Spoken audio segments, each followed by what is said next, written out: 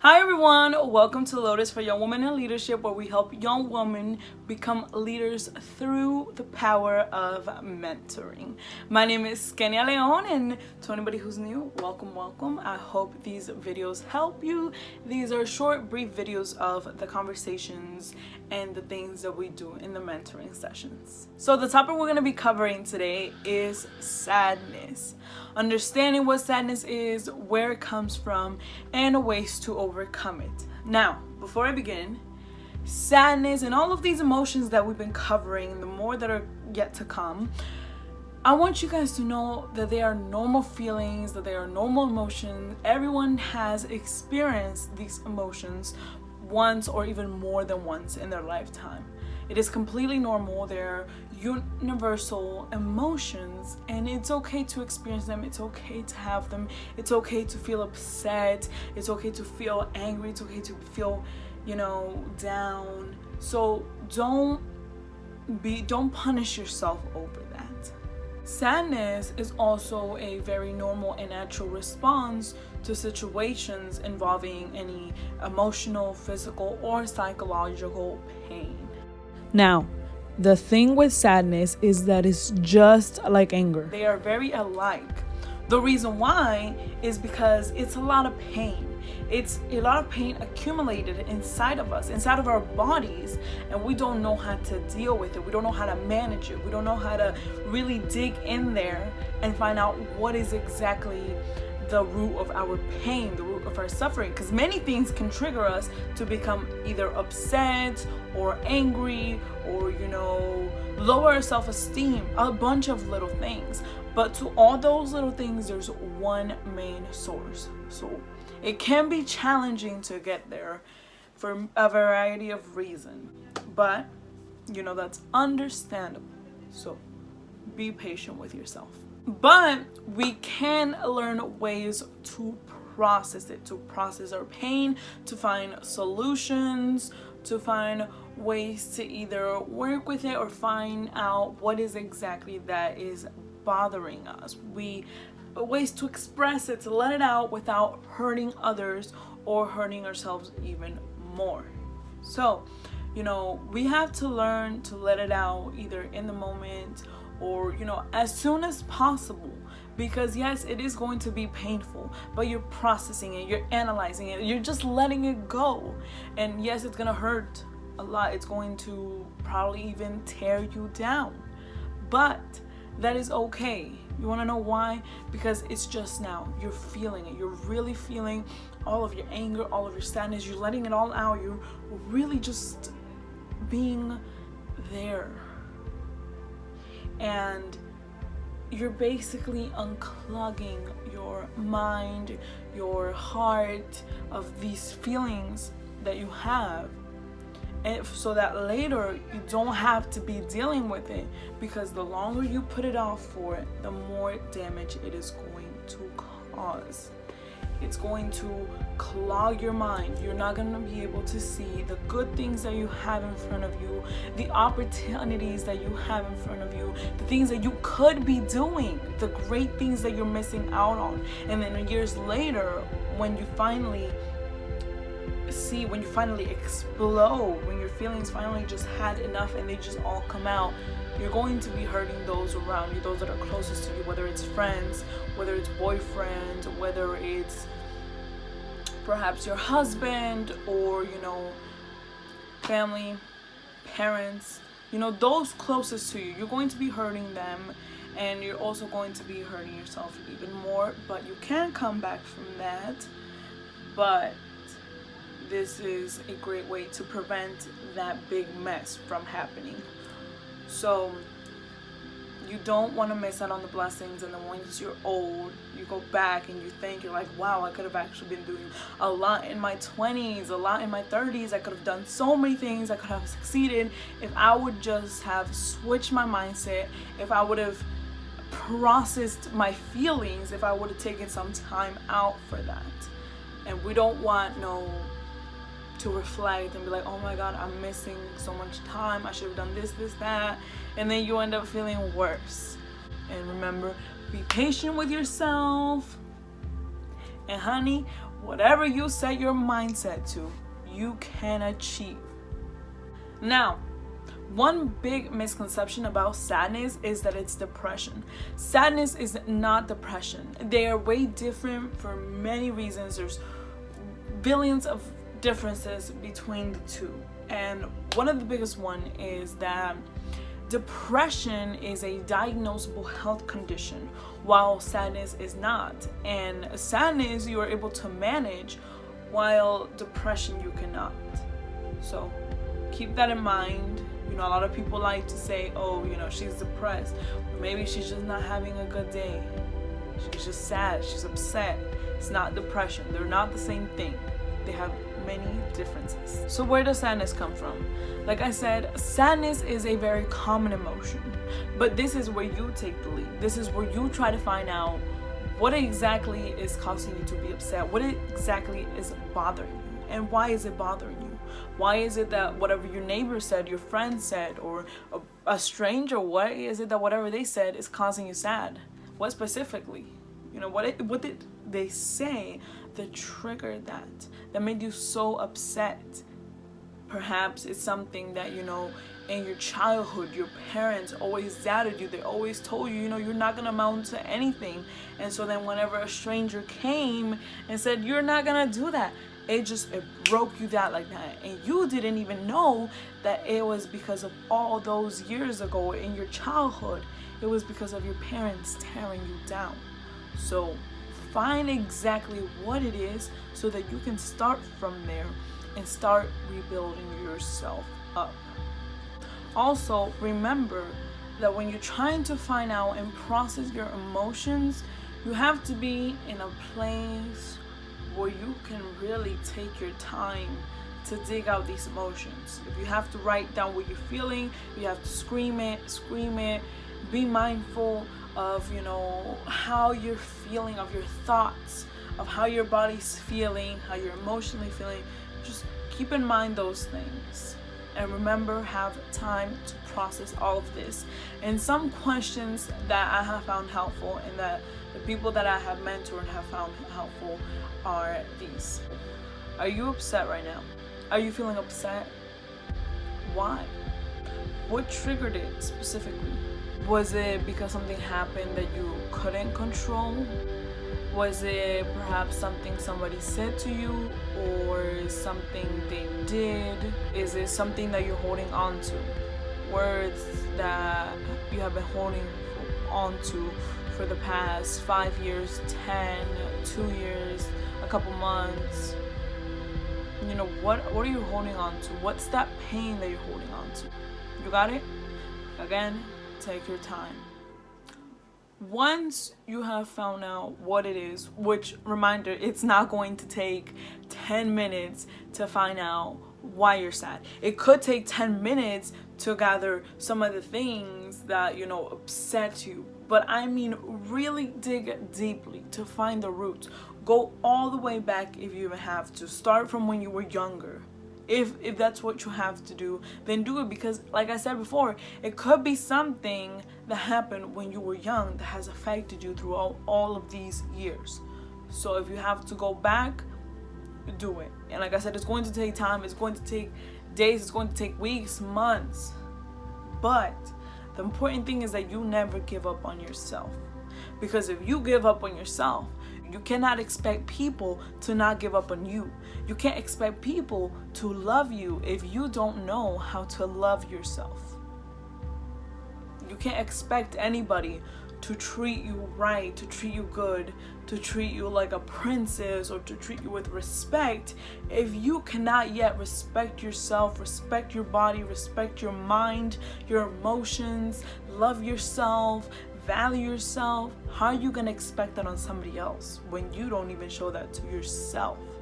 How do you know what being treated like a queen, like being treated with respect, with love is, when you haven't experienced that yourself? You haven't given that to yourself, to your body, to your mind, to your thoughts, to your work.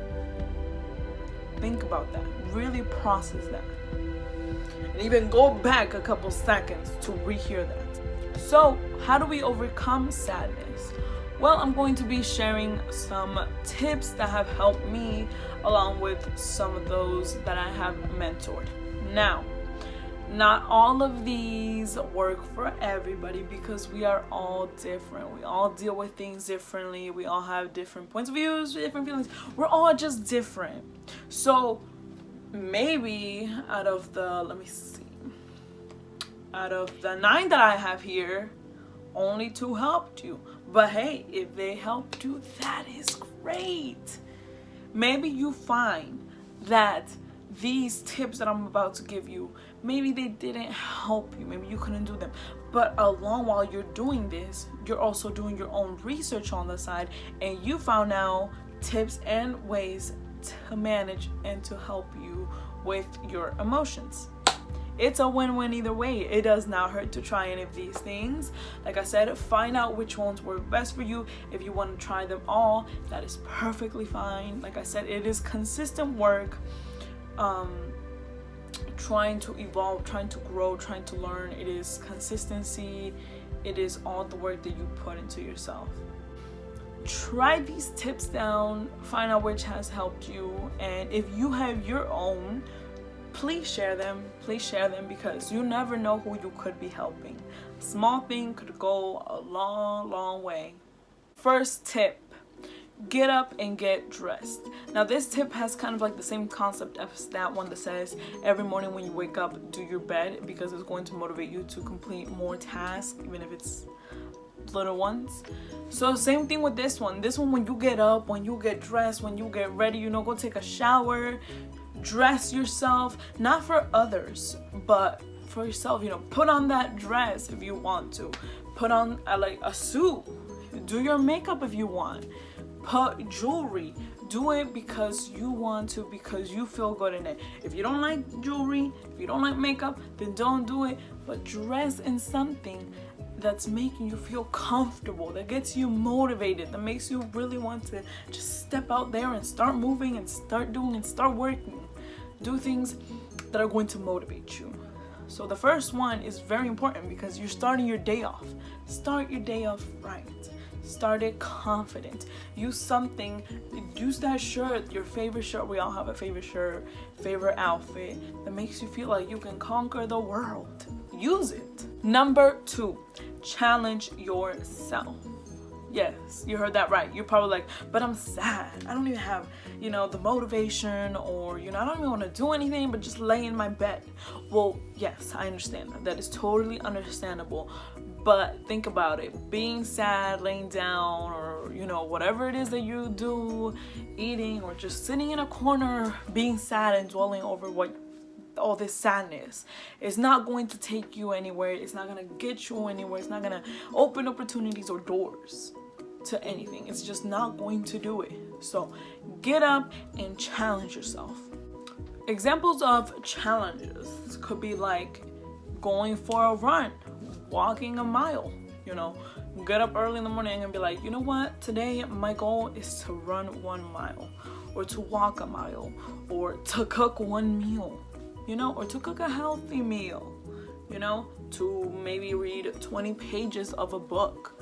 Something challenging that is also going to make you feel good, and it's going to make you feel like you have achieved something, because those are the little baby steps that we take to get to even bigger and greater things. Number 3, build healthy habits. Always try to keep healthy habits that are going to help you move forward. And they can be very small too. You don't have to go and do cardio and do, running for 3 hours, or, being whatever healthy for a whole week, meal prepping, drinking smoothies, whatever it is. No, you can simply be like, what? There's 7 days in a week, but let's say I don't want to count my weekends because we're just starting off. So then you have 5 days, and you're like, but you know what? 5 days of running, that is too much. Okay, then do 2 out of the 5. It could be mornings, it could be afternoons, it could be evenings. That's up to you. You can say, I'm going to go for a walk what, if you think you can do 3 days, then do 3 days. If you think that you can do 2, then do 2 out of the 5 days that I have. Or, you know, whatever. So if you're not a big water drinker, because not a lot of people love, you know, sodas and whatever other beverages there are, you know, try to drink 3 cups, 4 cups, 5 cups, you know, of water. Stay hydrated. If you don't like water, you don't like the taste of water, hey, add fruits, add things. Just make sure it's not sugar or anything like that. But you can add slices of apple, slices of oranges, berries. You can add it to your water. It'll, you know, boost up the flavor, and it's even better. Also, you know, going to sleep early, because I know a lot of us at very young ages, you know, we're like, our sleeping schedule is all over the place or whatever. So try to go to sleep a little bit earlier than you do, so that also you can wake up earlier. I don't know, that works for me. Number 4, go outside. Now, what I mean by this is literally just go outside.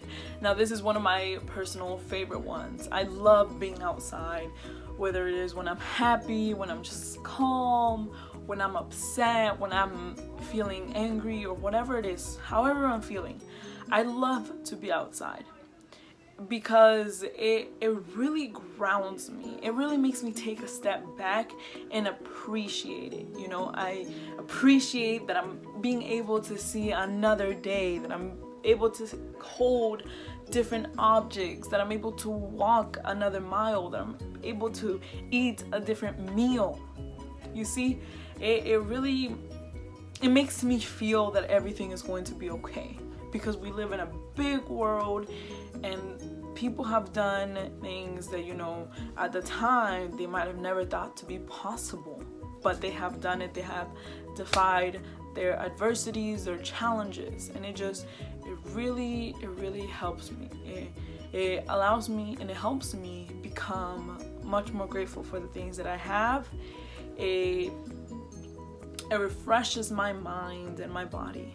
So it could do the same for you. You know, you don't have to go run or whatever. No, just be mindful. All you have to do is just sit there, just sit outside. You know, if you live in the city, countryside, the beach, whatever it is, just sit there and be mindful. What do you see? What do you smell? Are there cars? Are there grass? Are there trees? How's the sky? You know, are there clouds? How is it? You know, how does it feel? Is it windy? Is it hot? Is it just cool? You know, being mindful of that, because it kind of takes you out of your situation, out of your problems, out of what you were dealing with, and it kind of just distracts you. And it calms you down so that when you want to go back and think about it, you're not feeling as angry or upset or sad as you once felt. So I love that one. I love going outside. Number 5, be grateful. Now, this is a challenging one because we're often like, well, you know, when we're going through challenges, we're like, why would I want to be grateful for what I'm going through? Why would I want to be grateful for my situation? I don't want to have to go through this. You know, what have I done to get this? What have I done to deserve this? Why am I getting all of these challenges and all these problems? Why me? Why me specifically? Well, to be honest, I don't know.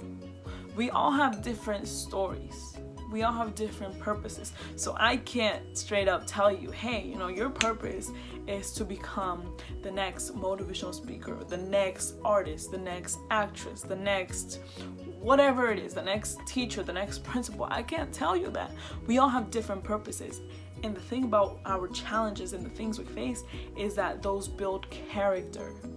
They build strength. They build courage. They build wisdom.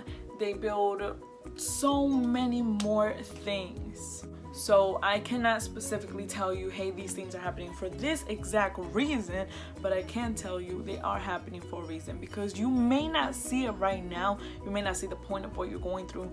You don't know, but know that you have a reason, and it's going to make sense at some point. And I feel like sometimes it is necessary to go through, you know, some challenges, to face difficult situations, because they build the person who we are. For example, some of us It builds humbleness. It builds kindness. It builds strength. You know, if you're able to get up after you had a very difficult situation in your past, if you were in a toxic relationship and you were able to get up and get out of that and you're still here standing, you know, that is amazing, because not a lot of women are able to do that. Not a lot of women are able to get out of their tough situations. Some don't even make it alive.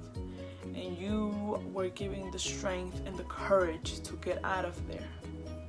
So really, really just think about that and be grateful. Be grateful, because also once you're grateful for the things that you have and, you know, the situations that you put on. I know a lot of situations could be really, really hard and nobody should go through them. But like I said, they're there for a reason. Your story, your purpose. And one day you'll be able to tell it and share with the world and help many more. Number 6. Know that you are not alone. I know a lot of people like to think, especially when we're upset, we like to think that we're alone, that we have nobody. But even through difficult circumstances, we have close friends who we can trust. We have our family. We always have at least one person that we fully trust. It may not be your parents. It may not even be your best friend. But there's always that one person that we can fully trust and talk to them. Go with who you don't feel judged, which in the first place, you shouldn't even be having friends or whatever that judge you or that make you feel down. So go with your family or friends or mentors who you feel closest to, and just express what you're feeling, because they can help you try to figure out what exactly is bothering you and ways to solve it. Number 7, understand that sadness is as contagious as joy. Yes, I know, mind blowing. I know, shocking, right? But it is. You know, we have friends and people, family, whatever, that we just love being around with because they have so much energy and they're so happy and they're just like I don't know, like they just can't contain themselves. Like they're always so positive, it's so happy and always trying to thrive and do this and do that. And you know, we love that energy, right? Well, there's also those who are upset and they're like in this little box, and that is also contagious. When we hang around those people, and especially those who don't want to be helped, who don't want to get out of that bubble, we end up lowering our energy so that it reflects theirs. So it is very contagious, just like how joy and happiness is. So just be aware who you're hanging around with, you know, who you're talking to, because we adjust our energy to theirs. So number 8, be around people who make you feel better. You know, who are you surrounding yourself with? Surround yourself with people who have goals, who push you, who take you out of your comfort zone. Surround yourself with people who see the positive in the chaos. Surround yourself with people that see the possibility in the impossible, because those people are the people that make us want to get better. They make us see that, hey, you know, it is really possible, and you know, that's how I want to be. I want to have that lifestyle, or I want to have that mindset, you know. And slowly but surely we start working on ourselves and we become, you know, greatness. We start changing our habits. We observe them. Hey, what do they do? How do they do that? And we slowly start doing that. We slowly start putting that into our life. Now, I'm not gonna lie to you guys, it is going to feel a little bit out of place. It's gonna feel overwhelming at first, but you know, you're gonna get used to it.